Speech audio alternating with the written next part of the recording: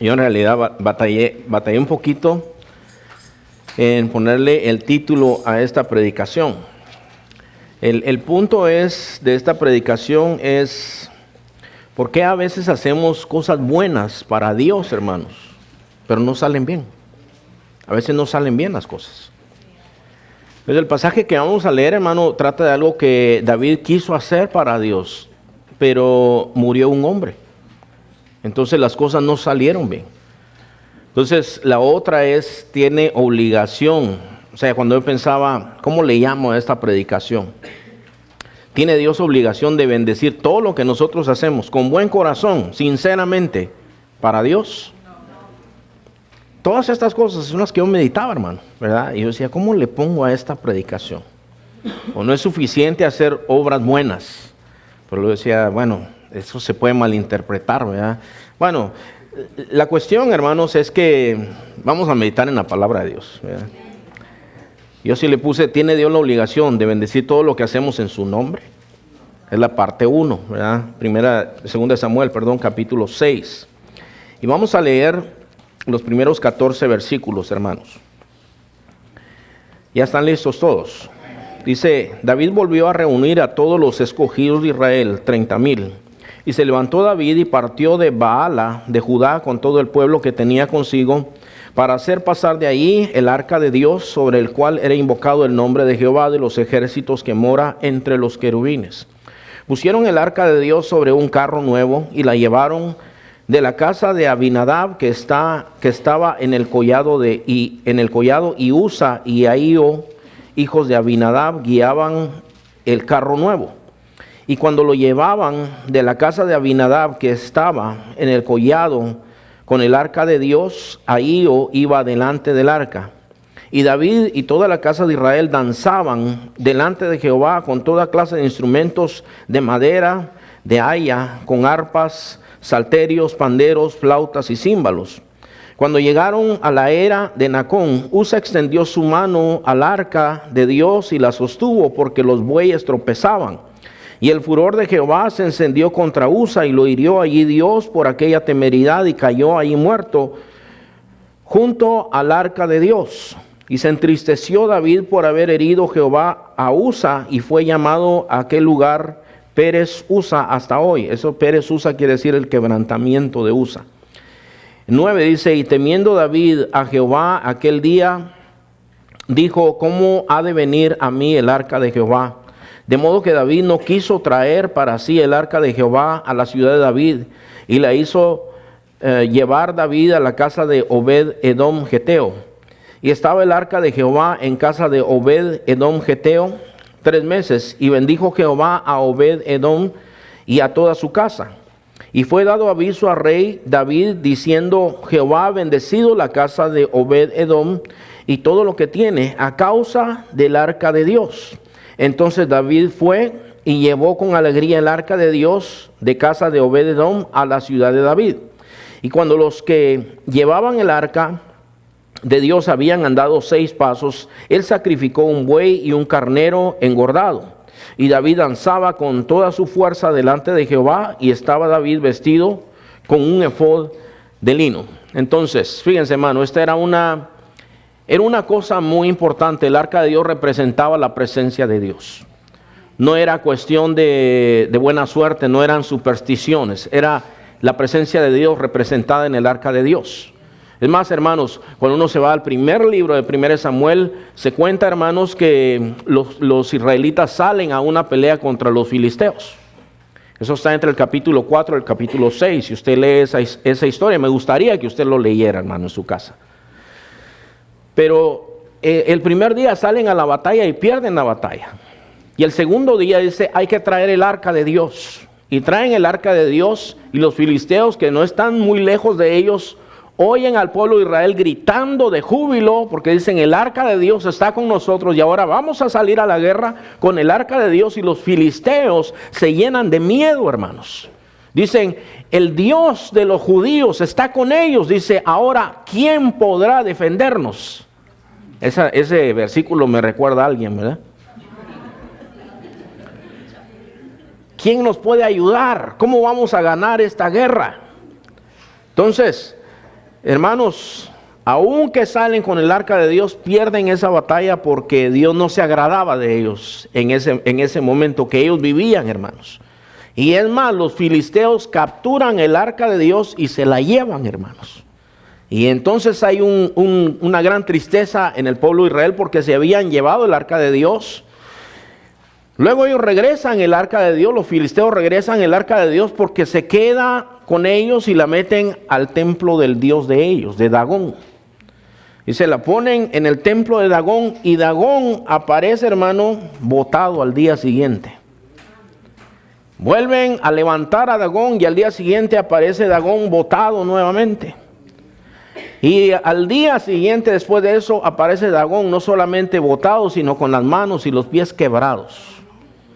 Empiezan a ser heridos de enfermedades, algunos mueren, están llenos de terror. Dice, esto es el Dios de ellos, porque es un Dios poderoso. Algo tenemos que hacer. Y se reúnen los ancianos y dice, ¿qué hacemos nosotros? ¿Qué vamos a morirnos todos? Nos está hiriendo el Dios de los hebreos. Jehová es un Dios poderoso. Le hemos faltado, dicen los filisteos, hermano. Y se reúnen y dice, ¿qué hacemos? Bueno, dice, hay que hacer expiación. Dice, hay que poner una ofrenda de oro.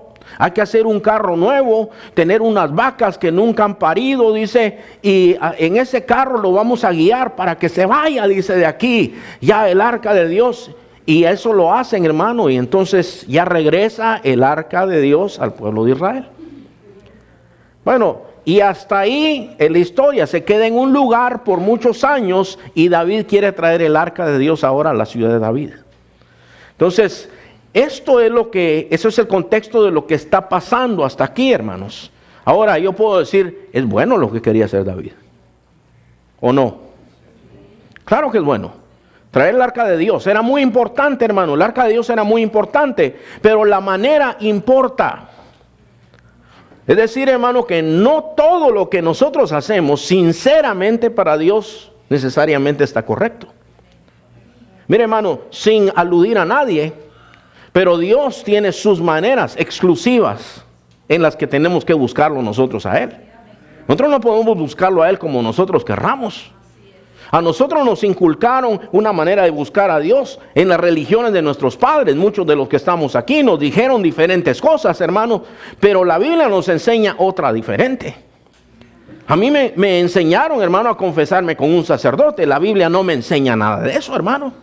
A mí la Biblia me dice que hable con Dios y yo le pida perdón a Él. Es lo que me enseña. A mí me enseña, hermano, que el hombre no tiene poder para perdonarme mis pecados. A menos que yo haya pecado contra usted, lo haya ofendido, yo le digo, perdóname, hermano, usted me puede perdonar por la ofensa que yo le hice. Pero otras ofensas que yo haya hecho, no puede, no tiene el hombre, el ser humano no tiene poder de perdonar pecados, pero Cristo sí tiene poder de perdonar pecados. Entonces, venimos a Cristo y hay una manera de hacer las cosas. Y aquí nos dice que después de que murió Usa, David se entristeció. Porque lo que era una fiesta, si ustedes lo ven, hermano, está danzando, está cantando con todos los instrumentos y de pronto se acaba la fiesta. Se acabó la fiesta. Y David está contrariado. Ahora dice, ¿y ahora qué hacemos? Yo quería que el arca de Dios viniera, vamos a dejarla en casa de este hombre. Y nada de eso lo hizo con mala intención, hermano. No hay mala intención en nada de lo que hizo, pero ¿por qué entonces Dios no lo bendijo? ¿Es acaso Dios injusto, hermanos? Nunca. Dios tiene sus maneras siempre de hacer las cosas. Ahora, fíjense, hermanos, yo conocí un hombre hace años.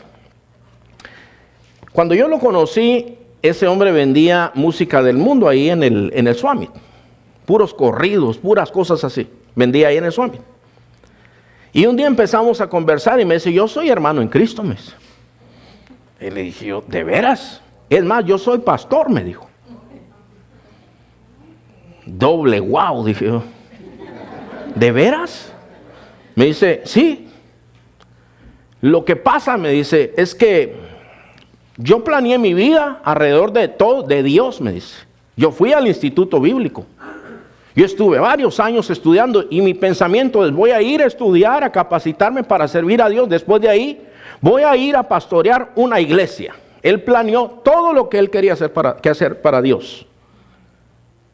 Y dice, salí del instituto bíblico, fui a una iglesia y ha sido lo peor que me ha pasado, me dijo. Le digo, ¿por qué? O sea, todo era guau con él, hermano. Todas las historias que me estaban contando era guau. ¿Pero qué te pasó? Me maltrataron, dice. Nadie me ha tratado peor que la manera como me trataron en esa iglesia, me dice. Por cierto, hermanos, nada más quiero hacer un paréntesis. No todo lo que dice iglesia cristiana es cristiana. No todo lo que se dice iglesia cristiana es cristiana. Ni todo el que se dice cristiano es cristiano. Cualquiera puede decir, yo soy cristiano, pero Jesús dijo, por sus frutos le conoceréis. Y una iglesia cristiana verdadera no hace lo que le hicieron a este hombre. Entonces a él, hermano, lo empezaron a tratar, según él me contó, como esclavo más o menos. Su esposa se resintió con la iglesia, con Dios. Sus hijos, sus hijas que estaban pequeñas, se resintieron con la iglesia y con Dios y se fueron todos, dejaron los caminos de Dios. Y al final él también dije, yo también, dice, yo dejé todo. Y desde entonces no he querido nada con la iglesia, me dijo. Y entonces me dice, yo quise hacer algo para Dios, pero Dios no me bendijo. Y el hombre estaba amargado, incluso contra Dios, hermano. Y él me dijo a mí, me dice, Dios tiene la obligación de bendecir todo lo que nosotros hacemos para Dios, me dice. Y le digo, ¿sabes que no? Claro que sí, me dice. Claro que Dios tiene que bendecir todo lo que hacemos para Dios. No, le digo yo. Mira, te voy a poner un ejemplo, le digo yo. Si yo salgo de mi casa y le digo a mi hija, necesito que lave los trastos, y yo me voy, y cuando regreso, me lavó el carro, y le digo, ¿y los trastos? Ah, no, eso no lo hice, pero lavé el carro. Puse un ejemplo malo, creo yo, ¿verdad? Pero lavé el carro. Pero yo lo que necesitaba limpiar eran los trastos. Ahora te voy a castigar, pero yo lavé el carro. Sí, pero tenías que haber lavado los trastos. Yo no te mandé a hacer eso. Gracias por eso, pero esto es lo que yo necesitaba.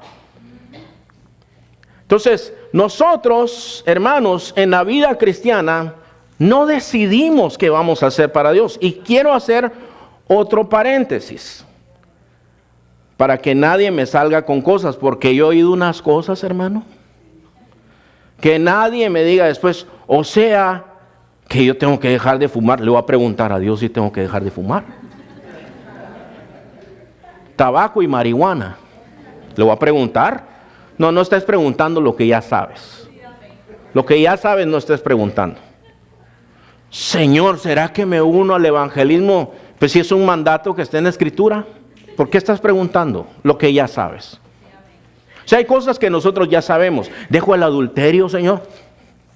Claro, eso ya lo sabes. Aquí David no estaba planeando ninguna de esas cosas. Él está metiéndose con algo espiritual, hermano. Con cosas sagradas de Dios. Pues las cosas de Dios son sagradas, son limpias, santas, hermano. Incluso lo que leímos de la cena del Señor dice, por eso hay algunos enfermos y debilitados y muchos ya se murieron. O sea, hermano, que las cosas de Dios no son así nada más. Usted no ve, hermano, que los profetas decían, así dice Jehová, cuando Jehová no les había hablado nada. Los únicos que hacían eso eran los profetas falsos. En el libro de Ezequiel, a esos profetas Dios los reprende por un profeta verdadero. Y le dice, aquellos que han dicho, así dice Jehová, diles que el día se les va a hacer noche. Que mi palabra se les va a esconder. Que hablan sus ideas y curan con liviandad la herida de mi pueblo y proclaman paz donde yo no hablo paz, dice. Y el Señor los reprende a ellos. Y dile al fulano, a uno le manda a decir, dile a ese que ese va a morir, él y sus hijos. O sea, es una cosa seria cuando nosotros en nombre de Dios nos ponemos a hacer algo. Hay cosas que nosotros no podemos hacer, hermano.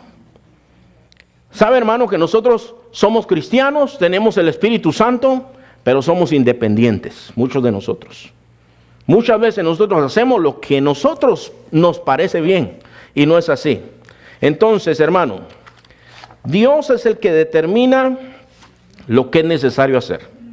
En Lucas capítulo 10 hay una historia, no tiene que leerla, pero sí debe comprobarla, hermanos. Están dos hermanas, una se llama Marta y la otra María. Entonces, una lo que le gusta es escuchar la palabra de Dios. A otra lo que le gusta es limpiar la casa y cocinar.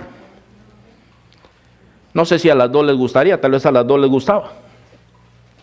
Porque no dice eso la Biblia, pero dice, hermano, que Jesús entra a esa casa y se pone a enseñar. Y María se sienta a escuchar a Jesús. Y Marta anda limpiando, anda cocinando, anda de aquí para allá. Y se enoja incluso con el Señor Jesús. Le dice, Señor, ¿no te importa que esta no me ayude?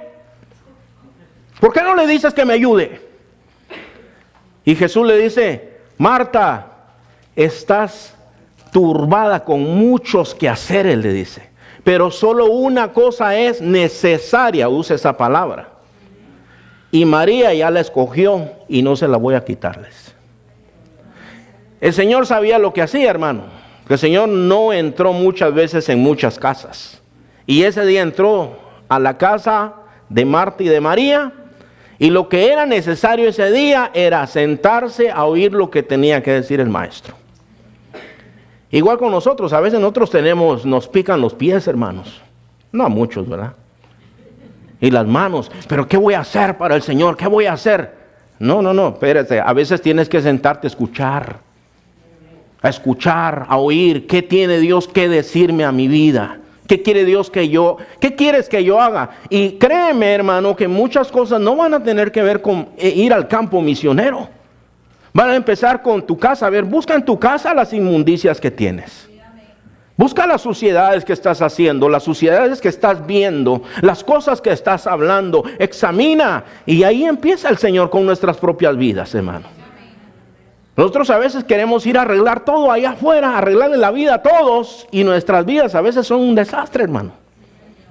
Entonces, así lo hace el Señor cuando habla con el profeta o el profeta Isaías, y en esa visión en el capítulo 6 de Isaías, dice que él mira al Señor sobre un trono alto y sublime. Dice, sus faldas llenaban el templo, por encima de él había serafines volando cada uno con 6 alas, dice. Con 2 cubrían sus rostros, con 2 cubrían sus pies, con 2 volaban. El uno al otro daba voces diciendo, Santo, Santo, Santo Jehová, Dios Todopoderoso.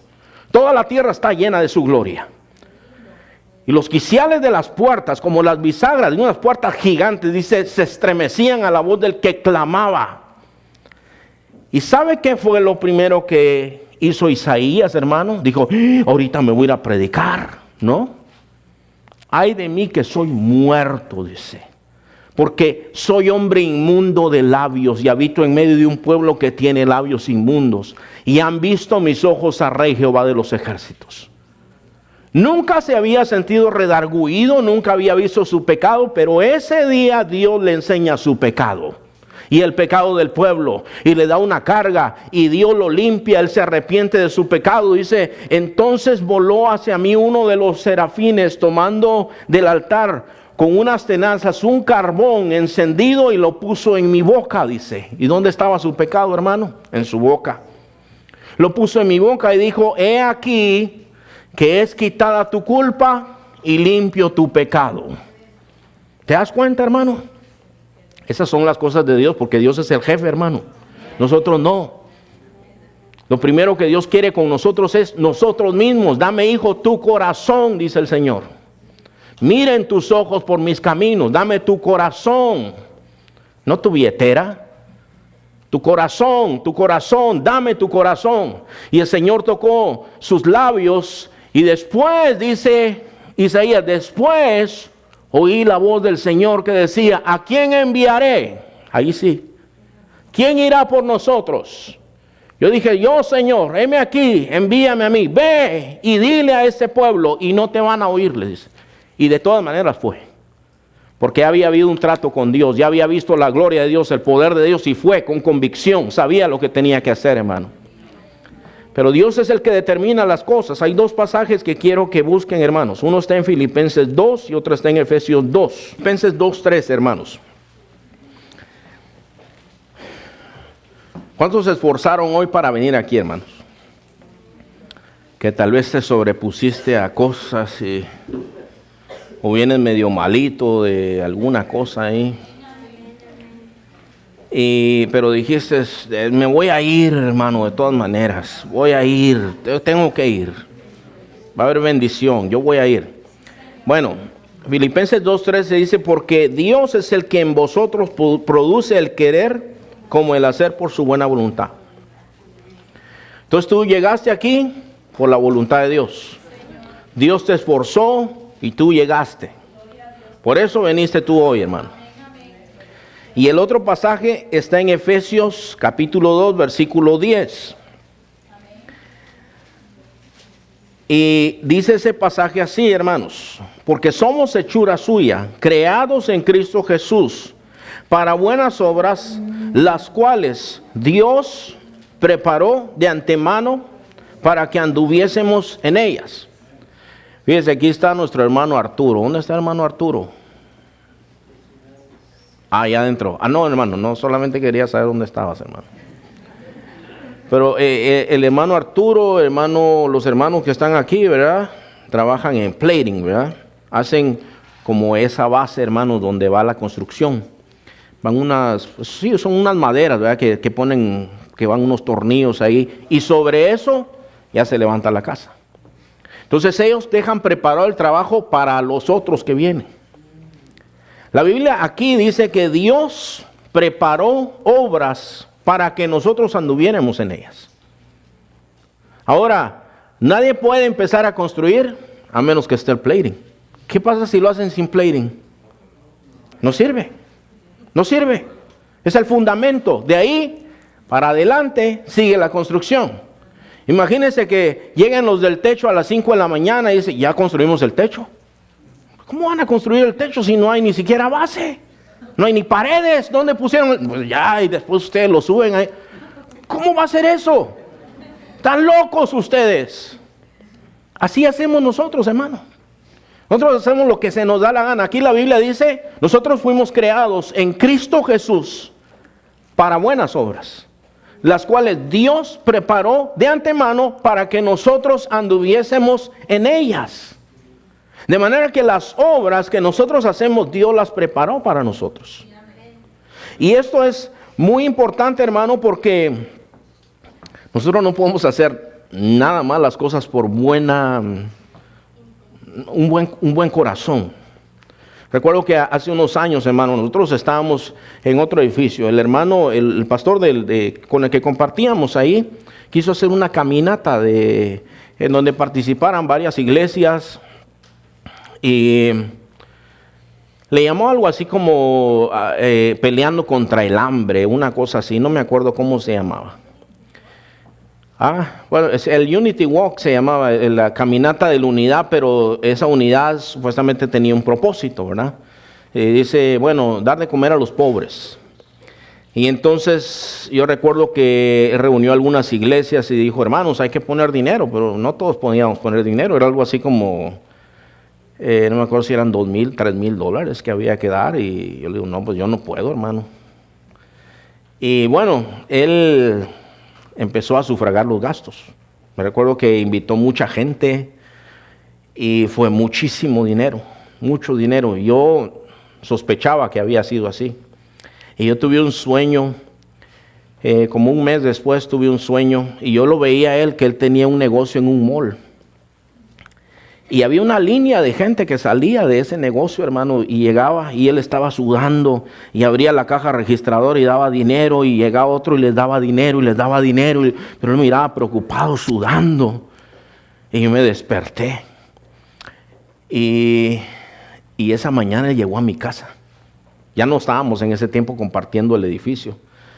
Y el Señor me dio, le digo, los recursos los has echado a perder, le digo. Esto es lo que me enseñó el Señor. Y él me dice, bueno, vamos a ver cómo salimos. Y se metió en muchos problemas financieros. Y su propósito era aliviar el hambre. Es bueno, hermano, es bueno. ¿Verdad que sí? Dale comer al que no tiene. Pero no fue eso lo que lo llamó el Señor. Lo llamó a hacer otra cosa. Ahora, yo le pregunto, ¿hay necesidades, hermanos? Hay que ir a cubrir todas las necesidades. No podemos, hermano, no podemos nosotros. Pero hay un lugar específico donde Dios a nosotros nos quiere, hermano. Y es ahí donde nosotros tenemos que depender del Señor e ir y hacer lo que el Señor nos diga. Segunda cosa, hermano, Dios no tiene la obligación de bendecir todas las cosas que hacemos en su nombre. En Levítico 10 aparecen dos hombres, uno se llamaba Nadab y otro se llamaba Abiú. El Señor había dado a los levitas, hermano, el culto para el Señor. Ellos presentaron un incienso al Señor. Llegaron, por cierto, hermano, ese incienso era una receta que Dios les había dado. Van a mezclar estas especias, esas especies, y después las van a quemar en un incensario. Dios les dio el diseño de todo lo que tenían que hacer. Los días, los tiempos, cuando se quemaba el incienso, Dios les dio todas las instrucciones. Pero dice que Nadab y Abiú fueron y presentaron incienso y Dios hizo descender fuego del cielo y los quemó. Y uno dice, ¿pero por qué? Dice, cuando el Señor dice que fue fuego extraño, eso quiere decir, hermano, que Dios no lo había mandado. O sea, Dios había mandado que lo hicieran, pero en el momento que ellos lo hicieron, no era el momento. Mire, hermano, por ejemplo, del llamado, ¿verdad? Mi hermano tiene llamado, yo tenía un llamado, hermano, pero hay un tiempo cuando el Señor nos llama. Hay otros que tienen llamado aquí, pero hay un tiempo cuando el Señor nos llama. Cuando nosotros, por ejemplo, yo me acuerdo cuando mi hijo entró en el equipo de fútbol americano allá en la escuela, ¿verdad? Lo ponía a jugar 5 segundos, hermano, a veces. Yo iba al partido y ya miraba cuando ya, híjoles, me va a mandar un mensaje ahí mi hijo en un rato. Cuando ya se iba a terminar el partido, pero él estaba chiquito, solo los grandes jugaban en esos días. A los chiquitos los ponían así, le daban una dosis chiquitita de jugar en el equipo para que sintieran que habían jugado, ¿verdad? Entonces, no sé si hay alguno así aquí, ¿verdad? Pero ya cuando están más grandes, entonces sí ya juegan todo el partido, porque pues es un partido así, pues es un deporte así. Bueno, la cuestión es que el chiquito siempre se queja, siempre dice, ¿por qué a mí no me ponen? Y pues yo ya estoy listo, pero no sabe que no está listo todavía. Entonces, en el caso de nosotros, hermanos, nosotros tenemos que hacer las cosas, pero cuando el Señor nos indica que tenemos que hacerlas.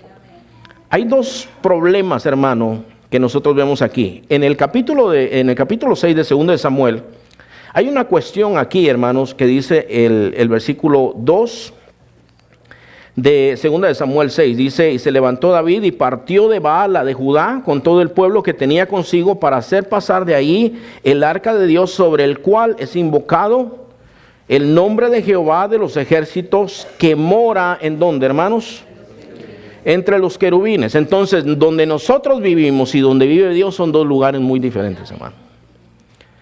Ahorita, nosotros aquí tenemos que pagar impuestos, hay pecado, hay muerte, hay enfermedad, hay un montón de cosas. La Biblia nos dice algunas cosas sobre el cielo. Nos dice, por ejemplo, hermano, que en el cielo no hay más tristeza, no hay más dolor, no hay más muerte. El Señor va a consolar toda lágrima derramada, el Señor la va a consolar. Nos va a dar un cuerpo nuevo. Si usted está enfermo, si se siente enfermo, sepa que el Señor le va a dar un cuerpo nuevo. Ya no vamos a tener que perder peso ahí, hermanos. Nos va a dar un cuerpo nuevo el Señor. Huesos nuevos, todo nuevo, hermano. El Señor nos va a dar. Pero hay muchas cosas que nosotros no entendemos ni sabemos sobre el cielo. Pablo lo describe y dice, cosas que ojo no vio, ni oído escuchó, ni han subido en corazón del hombre, son las cosas que Dios tiene preparadas para aquellos que le aman. ¿Cómo va a ser el cielo? No sé exactamente, sé que es algo maravilloso nada más. Y que Cristo va a estar ahí. Y nosotros vamos a estar con Cristo. Eso es lo principal. Pero hay muchas cosas que no entendemos. Cuando David se mete a mover el arca, hubo una cosa que no entendió. Lo hizo al estilo del mundo. ¿Cómo regresaron los filisteos el arca, hermano? Los filisteos dijeron, vamos a construir un carro nuevo y vamos a poner ahí el arca. Ahora, ¿es eso lo que Dios les dijo cuando Dios diseñó el arca? Y dijo quién tenía que mover el arca y cómo tenían que moverla. Fíjese, hermano, el arca pues era una caja, hermanos, forrada de oro. Todo estaba forrado de oro. Tenía algunas cosas simbólicas adentro, hermano. Tenía unas argollas, hermano, en las esquinas. Y ahí se pasaban unas barras también de madera que estaban forradas de oro. Y había gente específica que tenía que cargar el arca de Dios. Le ponían esas barras, pasaban por las argollas y ellos en sus hombros cargaban. 4 de ellos cargaban, hermano. Y eran las únicas personas que podían tocar el arca de Dios, cargar el arca de Dios, cuando Dios decía que tenían que hacerlo. Dice, si alguien más lo hace, se muere, le dijo el Señor.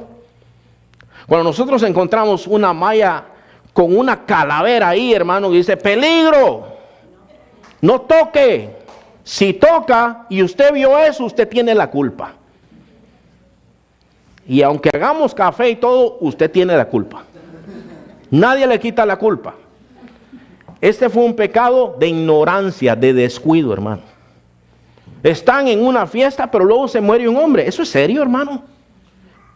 Y la fiesta se acaba y David se queda contrariado y dice, ¿qué vamos a hacer ahora? No sé qué vamos a hacer ahora. Él faltó. Hizo un carro nuevo, igual que los filisteos. ¿Por qué no se puso a investigar, hermano? No lo hizo así. Más adelante a nosotros nos dice aquí, la segunda vez, ¿se acuerda cuando ya el Señor ha bendecido a ese hombre donde estaba el arca? Y dice el versículo 13, dice, y cuando los que llevaban el arca de Dios habían andado 6 pasos, o sea que ya no va en un carro, ¿verdad? Ahí van los que llevaban el arca de Dios, dieron 6 pasos y David hizo un sacrificio ahí. No es que era cada 6 pasos, sino que caminaron 6 pasos y presentó un sacrificio. Ahora lo hizo como lo tenía que hacer. Lo hizo con temor también y lo hizo como lo tenía que hacer.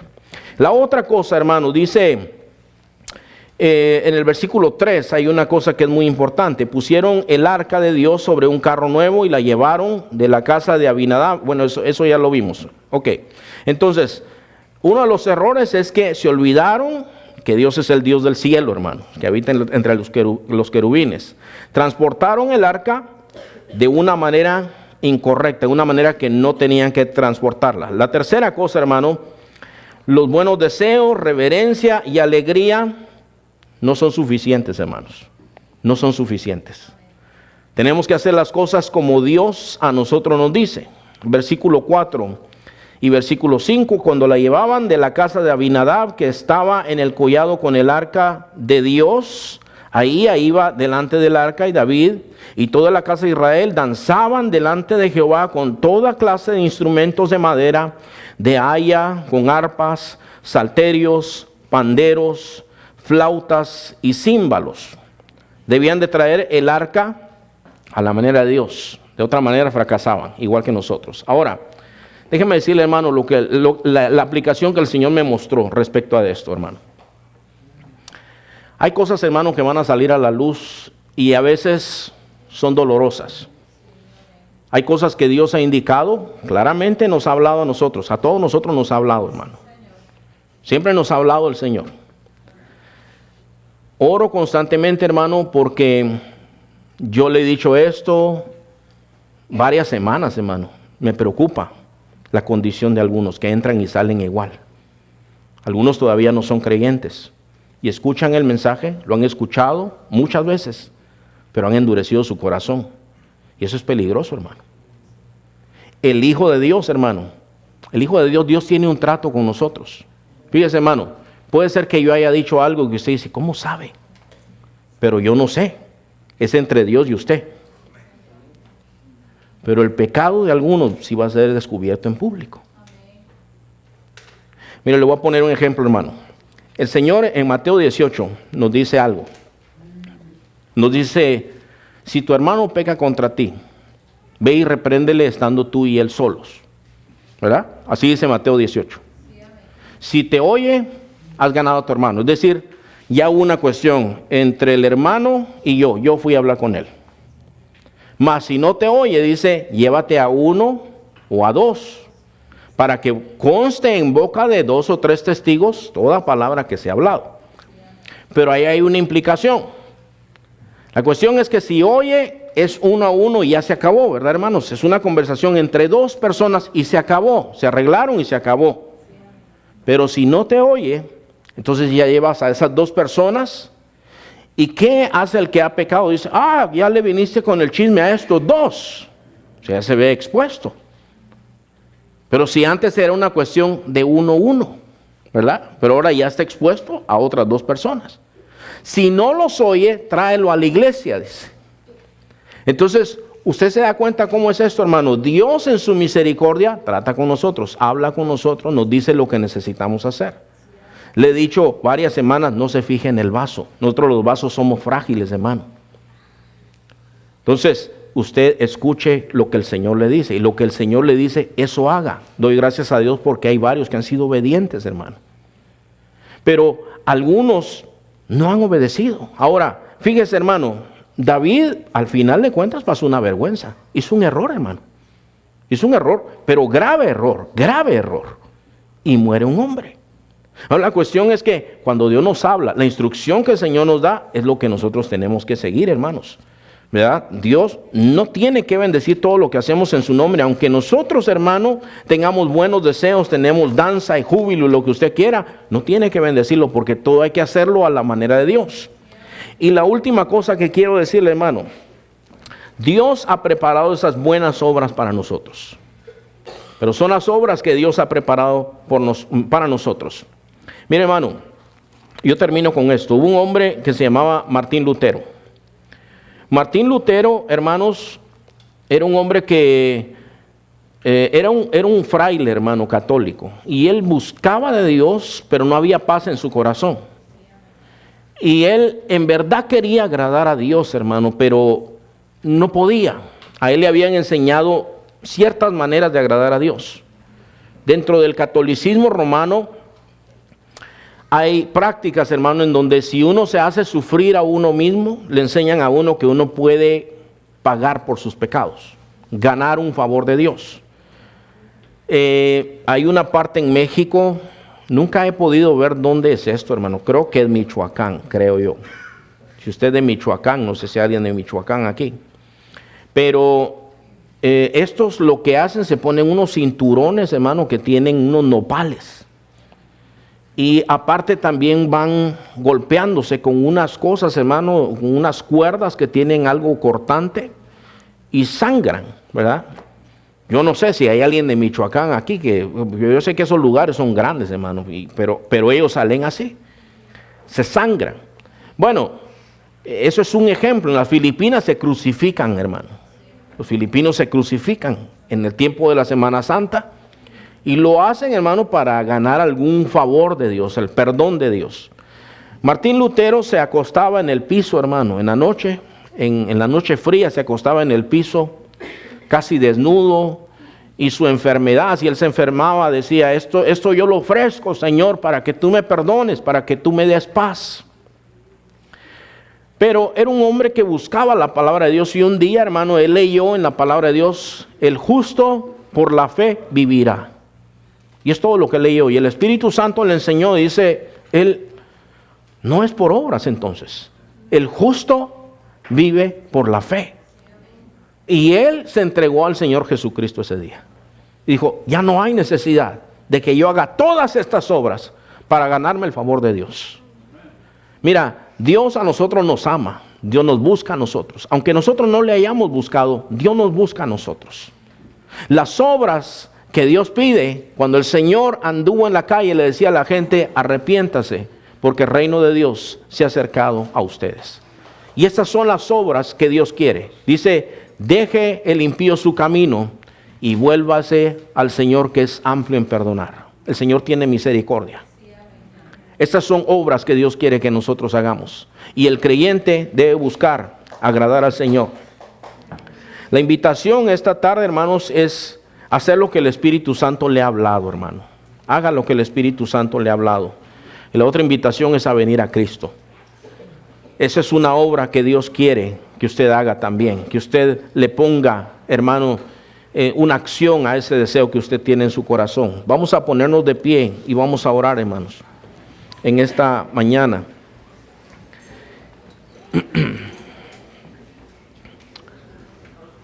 Amén.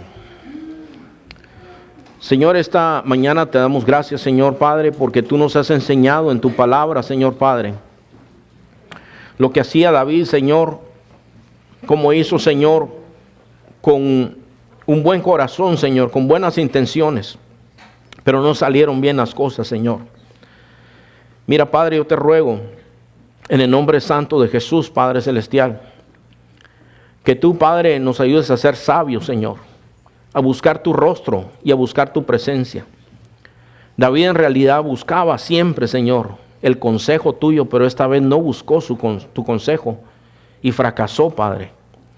Y yo te vengo a rogar, Padre, que nosotros aprendamos de esto, Señor Padre, para que no demos un paso, no tomemos decisiones, Padre, a menos que seamos guiados por tu Espíritu Santo, Señor. Padre amado, yo te pido, en el nombre de Jesús, Señor Padre, tú que tocas los corazones, Señor, da sabiduría a cada uno, Señor Padre. Enseña a cada uno, Señor, el camino que debe seguir, Padre. Padre, yo te ruego en el nombre de Jesús también, Señor, que obres en las vidas de aquellos, Señor, que anhelan en su corazón, Padre, caminar contigo y tener perdón de pecados y tener paz en su corazón, Padre. Que se rindan a ti, Padre Santo. Muchas gracias por todo lo que nos has entregado, Señor. Bendito eres tú, Señor, tuya es la gloria y la honra y la alabanza para siempre. En el nombre de Jesús, Padre. Amén. Gloria a Dios, hermanos. Gloria al Señor.